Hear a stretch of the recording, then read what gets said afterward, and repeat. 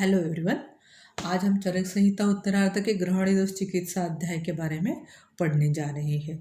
इसके पहले के दो वीडियोस में हमने यह जानने की कोशिश की है कि किस प्रकार अग्नियां हमारे शरीर में कार्य करती है, किंतु अग्नियों को समझने के लिए उनके प्रकारों को समझना अत्यंत आवश्यक है। जैसे अग्नियों के कितने प्रकार हैं? टोटल 13 प्रकार के बताए हैं, और इसमें सबसे पहले महत्वपूर्ण जो है वो पाचकाग्नि बताई है। अन्य फिर धातवाग्नियाँ हैं जो 7 है, और उसके बाद 5 भूताग्नियाँ। इन अग्नियों से ही हमारे शरीर की चयापचय क्रिया होती रहती है, और फिर हमारे शरीर के धातुओं का पोषण होता है, हमारे शरीर का धारण होता है।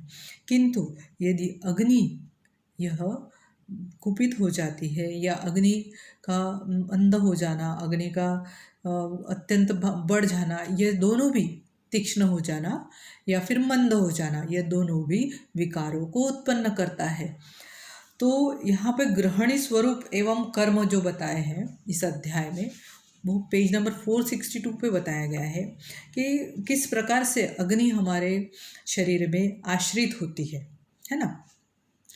तो यह आश्रय जो बताया गया है, उन्होंने अग्नि अधिष्ठानम अन्यस्य ग्रहणाद ग्रहणीमता नाभेरूपेर अग्निबलेन उपष्टंभ उपबृहिता। इसका अर्थ उन्होंने यह कहा है कि ग्रहणी क्या है? हमारे अग्नि का आश्रय है, और वह खाए हुए अन्न को ग्रहण करती है ना। जो भी अन्न हम ग्रहण करते हैं वह वहाँ ग्रहण में जाकर स्थित होकर चयापचय क्रिया होती है, पचन होता है उसका, और फिर आगे वह पच्यमानाशय से पक्वाशय में बढ़ते जाती है। तो अन्न का ग्रहण करती है, इसलिए ग्रहणी कहा जाता है। ग्रहणी क्या है? अग्नि का आश्रय है, और वह खाए हुए अन्न का ग्रहण करती है। जो भी हम आहार ग्रहण करते हैं उस स्थान में जाता है, और फिर वह पचन होता है, वहीं पे चयापचय क्रिया होकर अग्नि के बल से अवलंबित तथा बलिष्ठ वह ग्रहणी नाभि के ऊपरी भाग में रहती है, और फिर खाए हुए अपक्व अन्न का धारण करती है। और पके हुए अन्न को इन्होंने अगले श्लोक में बताया है, अपक्वम धारत्यन्नम पक्वम सृजति पार्श्वताः दुर्बलाग्निबला दुष्टा त्वाममेव म्युच्छन्ति। अर्थात पके हुए अन्न को आप अपने ही पार्श्व के में नीचे की तरफ निकाला करती है। जब अग्नि के दुर्बल होने से वह दूषित हो जाती है, तो कच्चे अन्न को गुदा द्वारा निकाला करती है, और यही इसका फिर व्याधि स्वरूप हो जाता है। फिर विविध प्रकार के ग्रहणी रोग उत्पन्न होना शुरू हो जाता है। किंतु इससे पहले हम आगे व्याधियों को, उसके प्रकार को समझने के पहले पाचकाग्नि का महत्व समझने का प्रयास करते हैं। ग्रहणी पाचक पित्त का अधिष्ठान माना गया है। सबसे महत्वपूर्ण बात यह है कि हमने पित्त के जो भी प्रकार समझे हैं अभी तक, या फिर वायु के आज तक के फर्स्ट ईयर से लेकर फाइनल ईयर तक के जो भी प्रकार समझे हैं, या फिर पित्त के प्रकार समझे हैं और कफ के प्रकार समझे हैं, तो इनको किस प्रकार से इनका अन्न का विशेष पाचन होते हुए ग्रहणी तक आकर फिर पाचक पित्त उस पर किस प्रकार कार्य करता है, यह मैंने इसके पूर्व के वीडियो में ही बहुत अच्छे से समझाने का प्रयास किया है। अगर आप अभी भी उस समझ नहीं पाए होंगे तो बार बार उसे पॉज कर समझना, ठीक है।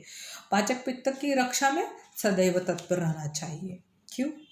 पाचक पित्त अगर हमारे शरीर में मंद हो जाता है, तो फिर जो भी आहार रस है वो अपक्व रहता है। जो भी आहार, हमारा अन्न का आहार रस तैयार होता है वह अपक्व रहता है। तो उन्होंने ग्रहणी रोग जो है उत्पन्न होती है, तब उन्होंने एक बहुत ही अच्छे से उसे समझाने का प्रयास किया है। वो है पेज नंबर 461 पर। अधस्तु पक्वमामं वा प्रवृत्तं ग्रहणी गद उच्यते सर्वमेवाम्नं प्रायो हि अस्य विदग्धते। मंदाग्नि द्वारा विदग्ध आहार अधोमार्ग द्वारा क्या होता है? फिर अधोमार्ग द्वारा पक्व या अपक्व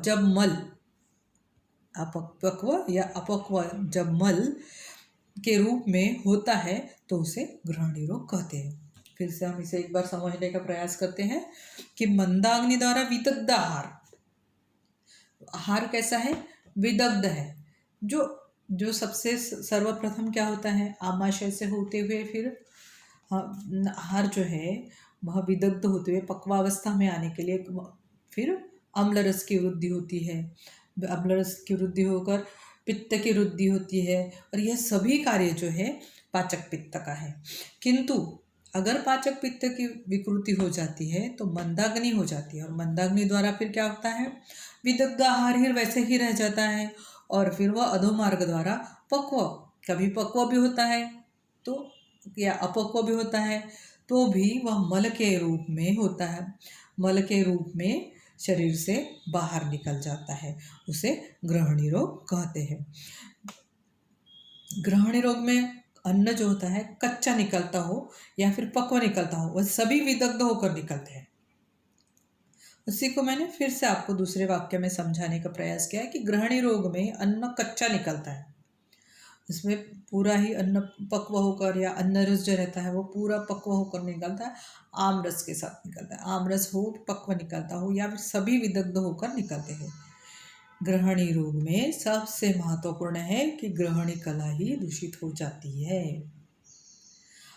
आप उसे अच्छे से एनाटॉमिकली भी, उसका डायग्रामेटिकली भी स्टडी करना।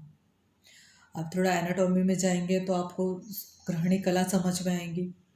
उस ग्रहणी कला में एब्सॉर्प्शन वर्क कैसे होता है, हमारे जूसेस कैसी एक्टिवेट करती है वहाँ पे, सब आप थोड़ा सा क्रिया में जाकर उसे समझने का प्रयास करना।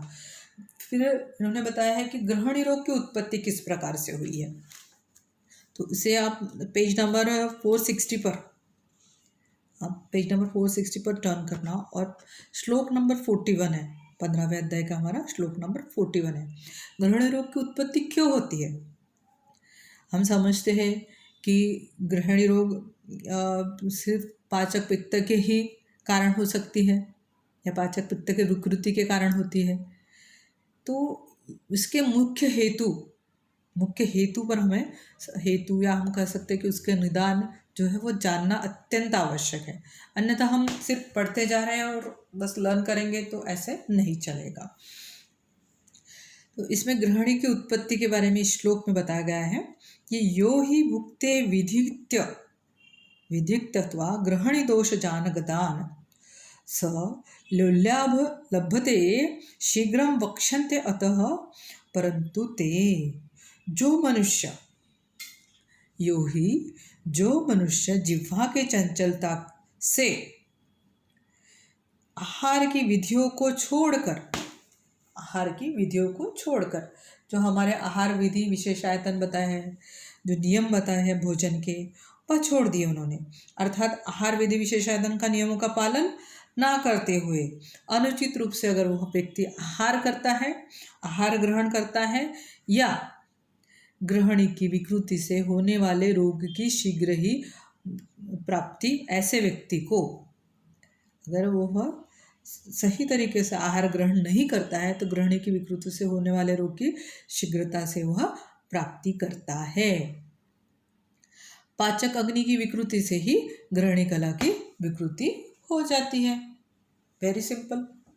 अगर पाचक अग्नि ही विकृत है तो हमारा जो अन्य कार्य है, जैसे कि पक्वाशय में जाकर वो पिंड स्वरूप में, समान वायु का कार्य होता है पक्वाशय में जाकर, और फिर पिंड स्वरूप में निकलता हुआ कटुरस में परिवर्तित होता हुआ, कटुरस की वृद्धि होती हुई, वायु की वृद्धि होती हुई, वह अपने अंतिम स्थिति तक, यानी जब पिंड स्वरूप में वह शरीर के बाहर निकल जाता है, और जो मुख्य अन्य स्वरूप है वो हमारे शरीर में लाभदायी होता है, उस पर रसाग्नि की क्रिया होना शुरू हो जाता है, सप्त धातुओं की क्रिया होती है, पंचमहाभूतों का किस प्रकार, पंचमहाभूत उष्मा जो है किस प्रकार से कार्य करके वह शरीरोक्त तो उपयुक्त ऐसे द्रव्य रूप में वह परिवर्तित हो जाती है।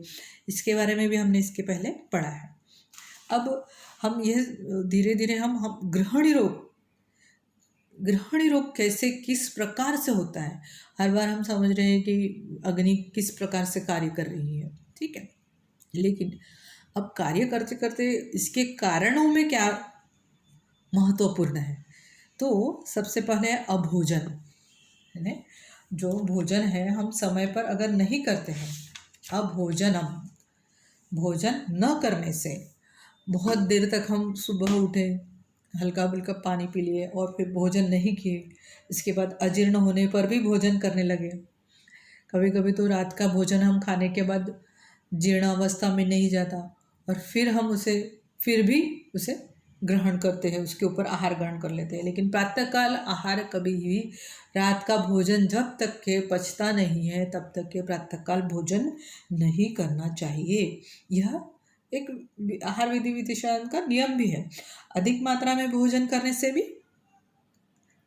अधिक मात्रा में अगर हम भोजन करते हैं, अजीर्णति भोजन भी करते हैं, विषमाशन करते हैं, असात्म्य भोजन करते हैं, जो प्रकृति के विपरीत भोजन होता है, और फिर व्याधिकर्षण से जैसे रोगजन्य कृशता होती है, इस प्रकार के मलमूत्रादि वेगों का धारण करने से, गुरु शीत रुक्ष दूषित आहार सेवन करने से, संतुष्ट, फिर विरेचन वमन एवं स्नेह के व्यापक से, यानी इसके जो चिकित्सा शोधन चिकित्सा देने के बाद जो व्यापक निर्माण होता है, उससे उसके उत्पत्ति उचित रूप से ना देने से, देश काल और ऋतुओं की विषमता से क्या होता है, इन सभी कारणों से हमारी जठराग्नि दूषित होती है और फिर खाए हुए लघु अन्न को भी वह पाचित नहीं कर पाती। फिर ऐसी अवस्था को हम क्या बोलेंगे, अपच्यमान अवस्था, है ना। वो जो अवस्था होती है अपच्यमान होती है और इस अपच्यमान अवस्था के कारण फिर शुक्तत्व निर्माण होता है।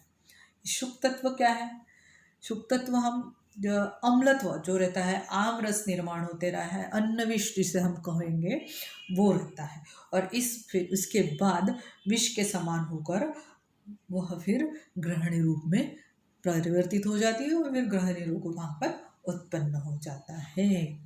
इस प्रकार से हमने ग्रहणी रोग की उत्पत्ति समझना चाहिए। लेकिन इसके पूर्व ग्रहणी रोग को हम सब धीरे धीरे बोल रहे हैं कि हाँ चलो निदान भी है, संप्राप्ति भी है, लेकिन अजीर्ण जो बोल रहे हैं, अजीर्ण के कारण ये सब हो रहा है। तो क्या है अजीर्ण, तो अन्न का उचित रूप से पाचन नहीं होने से उत्पन्न होने वाले निम्नलिखित लक्षण हो जाते हैं।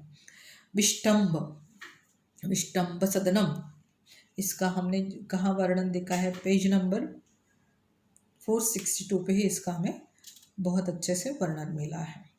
सदनम शरीर सदनम शिरोस्वरूप, मूर्छा, भ्रम, पृष्ठ कटिग्रह और पीठ एवं कटी के भाग में जकड़ाहट महसूस होना, फिर जुम्भा, अंगमर्द, प्यास, ज्वर, वमन, प्रवाहन, अरुचि, अविपक्ता, घोरम, अन्नम विषम, पित्त के साथ संश्लिष्ट होकर दाह निर्माण करता है।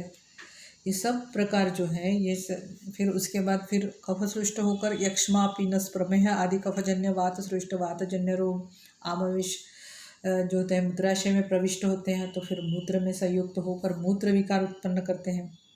ये सभी जो जितने भी अजीर्ण के सामान्य लक्षण बताए हैं, ये सभी लक्षण हमें जब भोजन का पूर्णत्व में पाक नहीं होता है, पिंड एवं किट्ट भाग में या फिर पिंड स्वरूप में निर्माण नहीं होता है, और कब नहीं होता है ये निर्माण, जब मनोनुकूल आहार ना लेने से, है ना।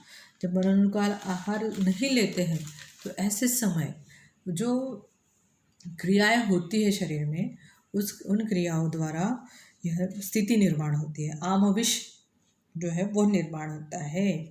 अब आमविष क्या है, आमविष इतना महत्वपूर्ण है कि वह जाकर जब मूत्राशय में जाता है, प्रविष्ट होता है, तो मूत्र के अलग अलग संयुक्त होकर विकार उत्पन्न करता है। मल में संश्लिष्ट होता है तो उदर विकार उत्पन्न करता है, रसादि धातुओं से संश्लिष्ट होता है तो रसादि धातुगत विकार उत्पन्न करता है, और नहीं पचने से अन्न को जो अन्न नहीं पचता है उसे अन्न विष कहा गया है।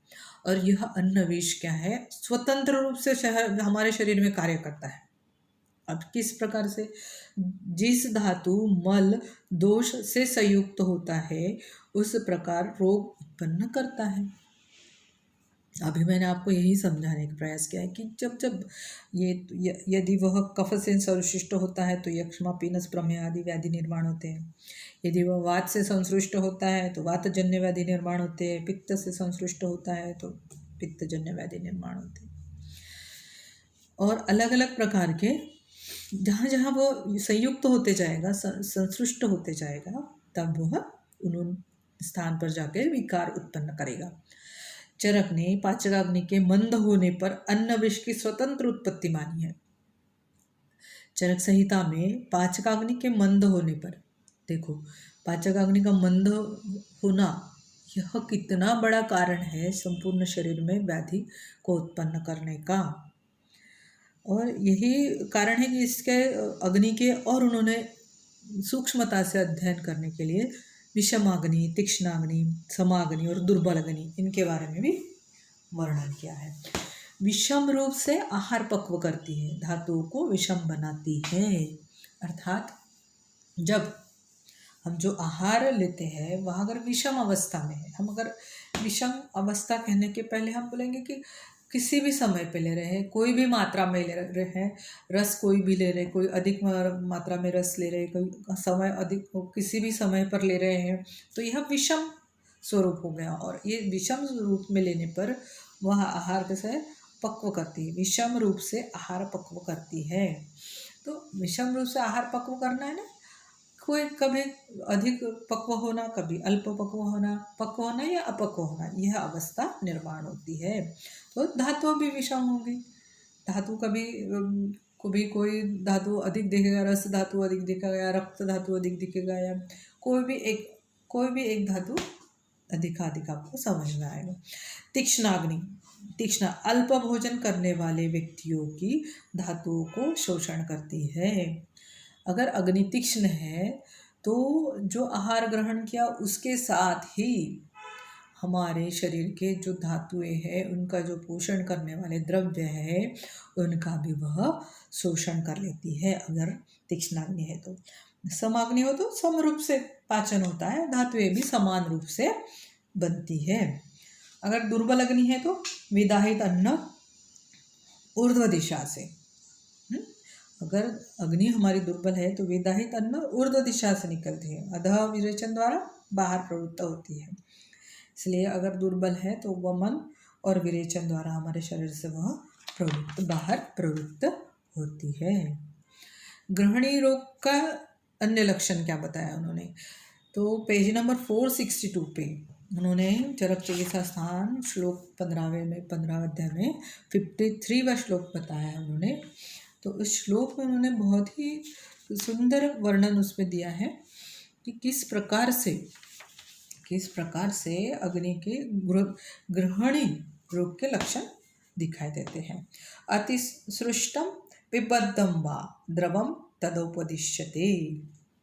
क्या कहना है, अत्यंत पतला, अतिसृष्टम, पिबद्धम अधिक बार तथा कभी कभी बंधा हुआ, फिर विष्टब्ध के साथ, मतलब मलत्याग करता है, विष्टम्भ के साथ, नॉट विष्टब्ध, विष्टम्भ के साथ मलत्याग करता है। इसके साथ ही तृष्णा अरोचक वैरस्य प्रसेकम तमकान्वितः, अर्थात यहाँ पे रोगी प्यास, अरुचि, मुखवैरस्य, प्रसेक तथा तमक श्वास से ग्रसित रहता है। फिर अस्तपाद, शोथ, अस्थि संधि पीड़ा भी रहती है। लोह एवं आम के समान गंधयुक्त तिक्त एवं अम्लोद्गार से आते हैं। उसके मुख से जो आता है गंध आता है, गंधयुक्त होता है, तिक्त एवं अम्लोद्गार उत्पन्न होते रहते हैं। फिर ग्रहणी का पूर्व रूप, इन्होंने ग्रहणी का पूर्व रूप, ये तो यहाँ पर जो हमने कहे कि लक्षण, लेकिन ग्रहणी रोग होने के पूर्व हमें पूर्व रूप उसके समझ में आने चाहिए। तो पूर्व रूपम तो तस्सेदम तृष्णालस्यम बलक्षयः विदाहो अन्नस्य पाकश्च चिरात कायस्य गौरवम। तो यह श्लोक जो है 15वें अध्याय का हमारा 55वां श्लोक है, जिसमें ग्रहणी के बारे में, पूर्व रूप के बारे में हमने बहुत ही अच्छे से वर्णन दिया है। यहाँ पे प्यास, आलस्य, बल की हानि, खाए हुए अन्न के में विदाह उत्पन्न होता है और देर से पचना या शरीर में भारीपन का अनुभव होना। यह सभी क्या है, ग्रहणी के पूर्व रूप बताए गए हैं। ग्रहणी भेद है वातज, पित्तज, कफज, सन्निपातज एवं सामग्रहणी। तो यहाँ पर ग्रहणी रोग के एक सामान्य सिद्धांत, ग्रहणी के भेद भी वात, पित्त, कफ, सन्निपातज, और बहुत ही बार बार जो यहाँ पे आम, साम, निराम, इन शब्दों का ये जो ये इसे हम कह सकते हैं कि हमारे बॉडी के पैरामीटर्स है। कौन कौन से? साम, निराम और आम। साम या निराम, इन दोनों को भी हमारे बॉडी में उनसे बेसिक पैरामीटर्स में लिया गया है। तो ग्रहणी रोग चिकित्सा सिद्धांत जो एक सामान्य चिकित्सा होनी चाहिए, है ना। हम प्रकारों अनुसार चिकित्सा तो कर ही रहे हैं। प्रकार अनुसार चिकित्सा हर किसी के अलग अलग विभिन्न बताई है, उसका भी मैंने बहुत ही शॉर्ट में आपको समझाने का प्रयास किया है। तो इसमें इन्होंने श्लोक नंबर इसमें पेज ग्रहणी रोग चिकित्सा का एक सामान्य सिद्धांत जो है उन्होंने बताया है, वह पेज नंबर 464 पे ग्रहणी रोग का चिकित्सा सिद्धांत। यहाँ पे एक छोटे से इसमें मैंने उसको समझाने का प्रयास किया है। यदि आमदोष उदर में लीन हो गया हो अथवा पक्वाशय में स्थित हो, यदि आमदोष उदर में लीन हो गया हो या फिर अथवा पक्वाशय में जो है स्थित हो, तो दीपन शोधन के साथ साथ विरेचन औषधियों को देकर उसे बाहर निकालना चाहिए। यदि सामरस शरीर में फैला हो तो लंघन और पाचन देकर उसे नष्ट करना चाहिए, ऐसा कहा है उन्होंने। संपूर्ण व्यान वायु के साथ यदि सामरस संपूर्ण शरीर में फैल जाता है, व्यान वायु का कार्य इसके पहले मैंने आपको समझाया। जहाँ कही जाता है और जिस तरह मेघ बाद आकाश में एक जगह जाकर जम जाते हैं और फिर उसी जगह मेघ बरसाते हैं, बारिश बरसाते हैं, ठीक उसी प्रकार यदि दोष किसी एक जगह जाकर स्थित हो जाते हैं, जम जाते हैं या फिर वृद्ध हो जाते हैं, प्रकोपित हो जाते हैं, तो उस जगह व्याधि उत्पन्न करते हैं। यह हमारे व्यान वायु के कार्य में मैंने इसकी आपको अच्छे से जानकारी दी थी। ऐसे ही सामरस जब शरीर में फैलता है तो वह विविध व्याधि उत्पन्न करने में समर्थ होता है। तो ऐसे वक्त उस फैलने की क्रिया को रोकने के लिए या फिर उसकी चिकित्सा समझने के लिए लंघन एवं पाचन देकर इस साम अवस्था को नष्ट करना चाहिए।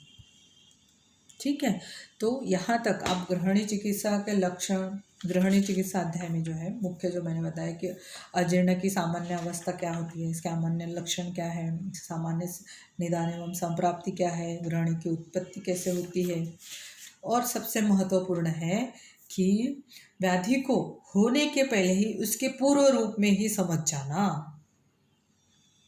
है ना। अगर हम पूर्व रूप समझ में आ गया तो चिकित्सा में आसानी होती है। मतलब संशमन चिकित्सा से वह व्याधि कंट्रोल में आ जाता है। किंतु यदि हम लक्षणों पर जा रहे हैं, व्याधि लक्षणों तक पहुंच रहा है, तो व्याधि को समझना थोड़ा या फिर कंट्रोल करना, थोड़ा ट्रीटमेंट करना उसका अधिक समय लेता है। तो इसी व्याधि की ग्रहणी चिकित्सा के सामान्य सिद्धांत को अपने एक कॉमन सिद्धांत ने बताया है, उसे भी समझना। लीनम पक्वाशयस्तम वापम स्त्रावम सदीपनैः शरीणुगते सामेरसे लंघन पाचनम। यह जो श्लोक बताया उन्होंने पेज नंबर 464 पे श्लोक नंबर 75 आया है, इसको रेफर करके आप अच्छे से पढ़ लेना। ठीक है, और अभी इसके नेक्स्ट वीडियो में आपको मैं प्रकार अनुसार हर प्रकार के ग्रहणी रोग के निदान और संप्राप्ति को और फिर उसके लक्षण और चिकित्सा को किस तरह 1 पेज में लिखना और फिर उसको समझ के उसे कैटेगराइज करना, जैसे कि घृत है, फिर चूर्ण है, गुटिका है, अलग अलग योग है, फिर आसव है, अरिष्ट है, इन सब को किस तरह से आप डिवाइड करके उसको लिखकर और एक चिकित्सा सिद्धांत को समझकर, उसकी चिकित्सा सूत्र को समझकर किस प्रकार से चिकित्सा दी जाती है, उन इन प्रकारों अनुसार वह आप समझने का प्रयास करना। वो मैं आपको नेक्स्ट वीडियो में समझाने का प्रयास